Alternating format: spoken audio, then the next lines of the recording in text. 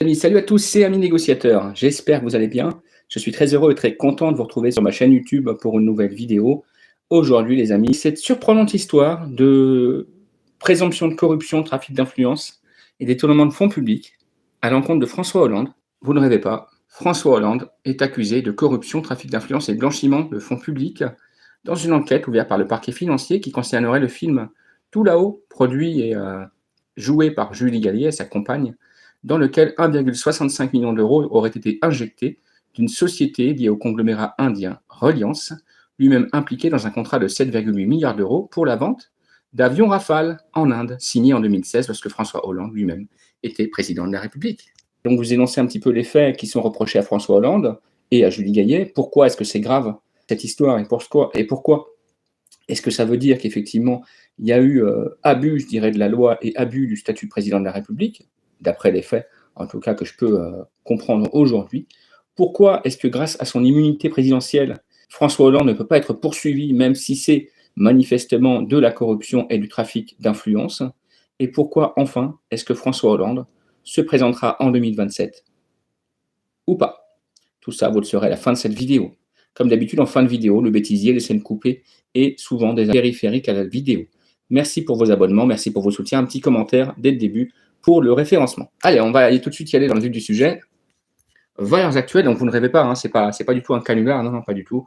Valeurs actuelles a publié notamment, il y a Le Monde également, Le Parisien qui ont titré « Vente de Rafale en Inde, François Hollande soupçonné de conflit d'intérêts ». Alors ils sont gentils quand ils marquent conflit d'intérêts, parce qu'en vérité, quand on lit les chefs d'inculpation, on est plutôt sur, en tout cas d'après le parquet financier, sur des soupçons de corruption, trafic d'influence, blanchiment, concussion et corruption d'argent public étranger, d'accord.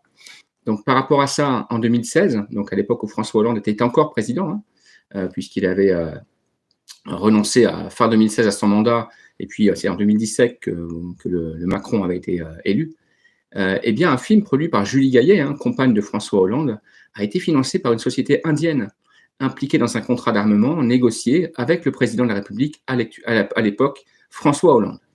En 2021, une enquête judiciaire a été ouverte pour des soupçons de corruption, et donc les dernières investigations, les dernières avancées de l'enquête, aujourd'hui, qu'est-ce qu'elles nous disent? Que Julie Gaillet et François Hollande pourraient être impliqués, vous ne rêvez pas, dans une affaire mêlant cinéma et contrat militaire. En 2021, le PNF, Parquet national financier, a lancé une enquête judiciaire, conflit d'intérêts, je vous le disais. Le film Tout là-haut, coproduit par la comédienne et la productrice Julie Gaillet, est sorti en 2017. Aujourd'hui éclaboussé par des soupçons de corruption, la justice enquête pour comprendre comment ce court-métrage français, je vous le rappelle, a pu être financé à hauteur de 1 650 000 euros.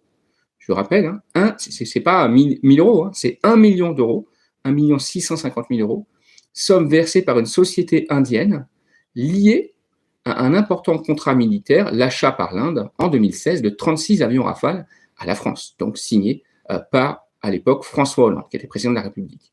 Le contrat avait été signé par François Hollande, comme je vous le dis, alors président de la République et compagnon, devenu plus tard son mari, de Julie Gaillet. La société indienne Reliance, spécialisée dans les télécommunications, les services et le cinéma, est mentionnée dans cet accord. Ainsi, le film a été financé par une entreprise directement impliquée dans un contrat d'armement que le chef d'État négociait à l'époque.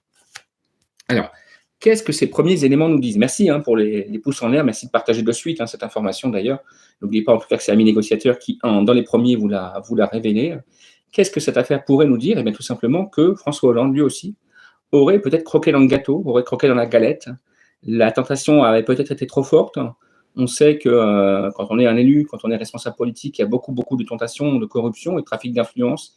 Eh bien, peut-être que cette fois, alors soit pour arranger sa compagne de l'époque, Julie Gaillet, qui est aujourd'hui son épouse, soit bien pour faciliter la signature du contrat et donc du financement de 1,6 million d'euros pour le film de sa compagne, peut-être pour lui faire plaisir, entre deux allers-retours en moto, rappelez-vous, en scooter là, avec son casque, un peu ridicule d'ailleurs, je dis en passant, peut-être qu'il a cédé au chant des sirènes, mais en tout cas, le parquet financier enquête depuis 2021, aujourd'hui, semble apporter des éléments qui sont concordants et des éléments qui sont factuels, qui pourraient prouver que le président, à l'époque, avait effectivement utilisé son statut pour obtenir un financement privé d'une entreprise intégrée dans un contrat d'armement militaire français eh bien, pour un film privé, film de sa compagne Julie Gaillet, aujourd'hui son épouse. Alors, ensuite, qu'est-ce que nous dit l'enquête? François Hollande protégé par l'immunité présidentielle, hein, je vous le disais. Donc, puisque Julie Gaillet a été entendue le 16 et 31 octobre 2024, donc c'est vraiment tout frais, hein, dans le cadre d'une audition libre, c'est-à-dire en tant que suspecte, mais sans mise en garde à vue, d'accord, sans mise en garde à vue, pardon, interrogée sur une possibilité de conflit d'intérêts, elle a déclaré ne pas avoir été au courant. Pardon, mais moi je suis quand même mort de rire. Comment est-ce que quand on est productrice d'un film, qu'on reçoit 1,6 million d'euros de donation d'une entreprise indienne, qui n'a rien à voir avec le film et rien à voir avec, je dirais, les contacts habituels, je crois, hein, de Julie Gaillet, comment est-ce qu'on peut ne pas être au courant qu'une entreprise indienne a versé 1,6 million d'euros pour produire son film à elle, qu'elle est productrice et actrice principale. Je veux dire, c'est ubuesque. C'est comme si moi, demain, il y a quelqu'un qui me donne une maison en face de la mienne, là, et puis 5 ans plus tard, quand on va enquêter, je dirais, ah ouais, merde, j'étais pas au courant qu'on m'avait donné une maison, dis donc. Elle atterrit tout seul, comme ça, un beau matin, elle atterrit de la planète Mars, et puis c'est bon, j'avais eu une maison, quoi. Bah voilà. Là, c'est pire qu'une maison, 1,6 million d'euros, t'imagines, toi. Enfin bref, c'est fou, je te continue la suite. Donc, elle n'était pas au courant, hein, d'ailleurs, hein, pas du tout au courant, de l'implication du groupe Alliance dans le marché des avions Rafale. J'ai découvert cette affaire de Rafale par Mediapart, après la sortie du film, a-t-il précisé, par hasard, en fait. Hein. François Hollande, quant à lui, ne peut être poursuivi en raison de l'immunité présidentielle dont il bénéficie pour les actes accomplis pendant et durant son mandat. Donc, c'est là où le bas blesse, c'est là où je vous dis attention, la Ve République, aujourd'hui, elle est dégueulasse, elle est au bord de la rupture, de l'anévrisme, elle est vraiment, je dirais, au crépuscule de sa vie. La Ve République, aujourd'hui, révèle tout ce qu'elle peut avoir de pire dans le registre de la corruption, du trafic d'influence, de l'abus de fonctions et d'abus d'argent public et de la collusion. La Ve République, c'est aujourd'hui, je dirais, une constitution qui permettrait, a priori, à beaucoup d'élus de profiter largement de leurs droits et de leurs privilèges et de leurs avantages pour en tirer profit, je vous le disais l'autre jour, hein, pour eux et pour leurs familles. Pour eux et pour leurs familles, au détriment du peuple et des contribuables et des concitoyens qui, eux, bien évidemment, ne sont bons qu'à payer leur putain d'impôts, si vous me passez l'expression. Alors, François Hollande, candidat 2027, ça lui avait trotté dans la tête apparemment il y a quelques temps, puisque vous savez, hein, c'est quand même quelqu'un qui a su passer d'un statut à l'autre, d'une fonction d'élu à l'autre, pardon, et qui aujourd'hui cumulerait plus de 32 000 euros mensuels de retraite et de revenus uniquement issus de ses fonctions d'élu et de responsable politique français, 32 000 euros mensuels à vie, d'accord, qui vont certainement augmenter, puisque dès qu'il aura quitté ses fonctions de député, il aura donc 32 plus 9, 41 000 euros à vie, d'accord. On peut donc penser qu'il a su jouer le jeu de la bonne chaise musicale, à laquelle il a souvent été gagnant d'ailleurs. Je vous mets en place la petite rétrospective de sa vie, qui a été publiée par Valeurs Actuelles. Regarde un petit peu, c'est quand même hallucinant. Voilà qui est François Hollande en vérité. Bla bla bla. Attends. Parti socialiste en 79, diplômé de l'ENA, auditeur de la Cour des comptes et maître de conférence à l'IEP. D'ailleurs, il avait déclaré à l'époque que ce qu'il voulait, c'était profiter un maximum des avantages que confère la Ve République pour avoir le maximum. 81, devient chargé de mission à l'Élysée. Il est conseiller référendaire à la Cour des comptes en 84. Tout ça, ça fait des petites retraites qui se cumulent. 88, 93, 97, 2012, député de la Corrèze, 2 mandats de député déjà.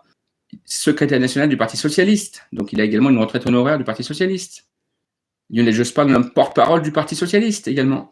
Cumulard. 98-2008, premier secrétaire du PS. Monsieur le Cumulard. Maire de Tulle en 2001. Cumul. En Corrèze. Il laisse Ségolène Royal se présenter en 2007, qui est plus populaire que lui à l'époque, d'ailleurs qui se fait humilier par Sarkozy. Il contribue à l'élaboration du programme socialiste, qui est une véritable défaite. 31 mars 2011, candidat primaire présidentiel socialiste, après l'annulation par DSK, suite aux fameuses affaires DSK Gate, en tête de la primaire avec 56,6 des voix, et devient le candidat du PS pour les présidentielles 2012. Il remporte l'élection présidentielle le 6 mai face au président sortant Sarkozy, en se réclamant être un président normal. Mandat marqué par la prolongation de la trêve hivernale, mais également et surtout adoption et légalisation du mariage et allusion des couples homosexuels, c'est pas là où je veux en venir, mais surtout augmentation des impôts et mise en place d'une politique excessive des impôts, et surtout à l'international, l'intervention militaire au Mali pour combattre soi-disant les djihadistes Al-Qaïda qui a causé de nombreux retentissements, notamment les vagues d'attentats qu'on a connues en France, particulièrement meurtriers. Charlie Hebdo en 2015, directement en conséquence, a priori, l'intervention française au Mali. Attaque suicide en Île-de-France le 13 novembre de la même année, 2015 également. 130 morts, 413 blessés, je vous rappelle. Attentat de Nice le 14 juillet 2016, 86 personnes décédées, 458 blessés. En décembre 2016, François Hollande annonce qu'il ne se représentera pas comme président par rapport à l'échec de son combat contre le chômage et aux attentats. 5 mois plus tard, il quitte l'Élysée, une main devant, une main derrière, mais non sans avoir cumulé la retraite à vie de président de la République. Il est quand même membre du Conseil constitutionnel à vie. Il commence par critiquer les actions de Macron quand il sent qu'il y a une vague gilet jaune. Mais quelques mois plus tard, il annonce qu'il soutiendra la réélection de Macron pour 2022. Je retourne ma veste, mais toujours du bon côté. Bon, vous avez compris un petit peu à qui on a affaire. On a affaire au roi des opportunistes, j'ai l'impression. J'ai l'intime conviction. Pourquoi je vous dis ça? Parce que, bien évidemment, que François Hollande est uniquement, je dirais, l'arbre qui cache la forêt. C'est le reflet, tout simplement, de son époque et le reflet de la classe politique française depuis les années 80, à mon sens. Aujourd'hui, qui pour remplacer Macron, si jamais il était amené à sauter avant 2017? Personne. La vérité, c'est qu'il n'y a personne de crédible, ni François Hollande d'ailleurs, ne faites pas dire ce que je ne vous ai pas dit, ni quelqu'un d'autre, personne. Donc, à la limite, pourquoi pas? Pourquoi pas se représenter ou en 2015 s'il y a une élection présidentielle anticipée, ou en 2017, puisqu'il a le droit de se représenter, il n'a été président qu'une seule fois, et donc il y a un mandat entre-temps qui aura été fait, ou un demi-mandat si le mec saute avant, ou même un et demi mandat. Et donc pourquoi pas lui, pourquoi pas un autre, j'ai envie de vous dire. Cette affaire de suspicion de corruption, de trafic d'influence et de détournement de fonds publics, eh bien finalement n'aura pas lieu, puisque Macron, de même que Hollande, de même que Sarkozy, de même que Chirac, de même que Mitterrand, sont tous protégés par le fameux mandat d'immunité présidentielle. Qu'est-ce que c'est qu'un mandat d'immunité présidentielle? Quand les mecs sont présidents de la République, du premier jour au dernier jour, tout ce qu'ils font pendant ce mandat, et là ce qui est intéressant et surprenant, c'est que tout ce qu'ils font même à titre privé apparemment, eh bien sont protégés, sont immunisés de toute action en justice. Ils pourraient égorger des gens à ciel ouvert, ils pourraient lancer une bombe nucléaire sur la tour Eiffel, que personne ne pourrait les inquiéter, sauf peut-être le peuple, si un jour il lui pousse des couilles et qu'il se réveille, pour ces crimes, pour ces actes, pour ces supposés faits de détournement de fonds publics, d'argent, de corruption, de collusion, de trafic d'influence. Ce qui est grave en France, c'est qu'on a affaire de plus en plus à toute une série d'affaires judiciaires, on va dire ça comme ça, dans lesquelles manifestement des élus responsables politiques sont, je dirais, mis en cause, parfois jugés, souvent condamnés. Je vous rappelle que Mediapart a révélé qu'en 2024, chaque jour du calendrier avait son affaire et son élu et son responsable politique condamné ou mis en cause pour une affaire de corruption, de trafic d'influence ou de détournement de fonds publics. Eh bien, aujourd'hui, c'est un petit peu monnaie courante d'avoir des responsables politiques qui s'adonneraient à de la corruption, à du trafic d'influence, à du détournement de fonds publics, protégés qu'ils sont par leur immunité. À la limite, ils sont peut-être en train de se dire « Après moi, à la fin du monde, j'en ai rien à secouer. Ils ont tous fait pareil, pourquoi pas moi ?» Voilà. Voilà la vérité. Donc 2027, qu'est-ce qui va se passer?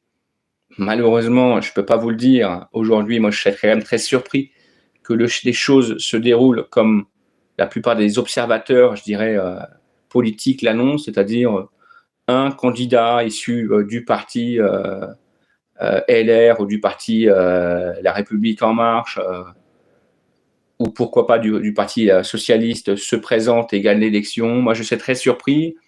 Beaucoup de personnes annoncent et prédisent un séisme politique pour 2025. J'ai bien dit pour 2025. Et de toute façon, les faits aujourd'hui parlent d'eux-mêmes. On a affaire à un pays dirigé par un Premier ministre Walking Dead, qui est déjà mort debout, englué dans son affaire de Betterham parmi tant d'autres, censuré, à moitié censuré. Il ne faudra qu'une petite pichenette pour que le mec dégage et tombe, et avec lui tout son gouvernement et toute sa nouvelle politique. La France est endettée, la France est engluée. On nous parasite la journée avec des sujets soi-disant comme quoi ce seraient les bénéficiaires des minima sociaux qui auraient mis la France dans la merde, alors que c'est entièrement faux. C'est les responsables politiques, c'est les élus qui ont mis la France dans la merde, d'une part avec leur choix assassins, leur choix scélérat, leur choix complètement hors sol, et bien évidemment avec leur corruption, leur trafic d'influence et leur vol, tout simplement, et détournement de fonds publics, sans oublier les milliards d'euros que Macron a donné à ce putain de Zelensky. Donc bien malin sera celui qui va deviner, mais moi ce que je peux vous prédire déjà, c'est que 2025 ne fait que commencer, qu'elle va apporter son lot d'affaires, bien évidemment, et de tremblements de terre. Un séisme politique en 2025 probable. Pourquoi? Parce qu'on a affaire à aujourd'hui des élus qui ne contrôlent plus rien, qui ne dirigent plus rien, qui ne gèrent plus rien. On a même un président de la République qui est à moitié chancelant entre 2 ou 3 affaires. Alors, quand c'est pas l'histoire du mouchoir dans le train et quand c'est pas la claque dans l'avion, c'est une histoire de photos prises en vacances ou je sais pas quoi avec Zelensky là. Le Premier ministre n'en parlant même pas. Et tout ça pour vous dire que ce qui va certainement arriver pour 2025, c'est une dissolution. Voilà, une dissolution. Bien évidemment que quand les députés, il va leur pousser à nouveau une période de coups rage, eh bien, ils vont destituer. Qu'est-ce que je dis, ils vont censurer Bayrou, bien évidemment. Ils vont quand même finir par le censurer, cette baudruche. Et du jour au lendemain, dès que Bayrou va être censuré, il y aura une dissolution, bien évidemment, puisque le président de la République française peut le faire une fois par an, tous les 12 mois, même pas, une fois par année civile. Donc là, il a le droit de le faire dès aujourd'hui. Et donc, suite à dissolution, ça va être une nouvelle élection législative. Ça va être encore un bourbier général et encore une magouille générale. Je vous rappelle que l'élection législative 2024 a eu beaucoup de relents, je dirais, d'escroqueries et de votes un petit peu bizarres, pour être poli. 2025 va être, je pense, encore pire, parce que là, les fraudes vont être carrément à ciel ouvert. On sera à la limite d'une dictature et d'une guerre civile. Et au lendemain de cette élection législative, soit c'est le parti qui gagne, qui prend le pouvoir, donc Rassemblement national ou la France insoumise, soit c'est pas le cas et Macron confirme et remet en place encore un Premier ministre issu de sa majorité ou des Républicains, et donc ça va donner lieu à une guerre civile, et je pense à la destitution ou en tout cas la démission forcée par l'armée du président Macron. Voilà moi ce que je prédis pour 2025. Je suis pas Madame Irma, ni Madame, je sais pas quoi, ni Madame Soleil, mais en tout cas je suis simplement un citoyen qui voit avec ses yeux l'état de délabrement profond dans lequel est son pays, qui constate le trop-plein de corruption, de magouille, de détournement de fonds publics, l'écœurement des Français et même des observateurs internationaux. Tout le monde sait que Macron va sauter, tout le monde sait que la France est au bord de la guerre civile et de l'implosion sociale et fiscale, mais pourtant, à aujourd'hui, on est jeudi, le château n'a pas encore sauté. Attention, parce que c'est peut-être une question de jour. Merci pour vos commentaires, partagez, réagissez, commentez. Salut les amis et ciao les négociateurs.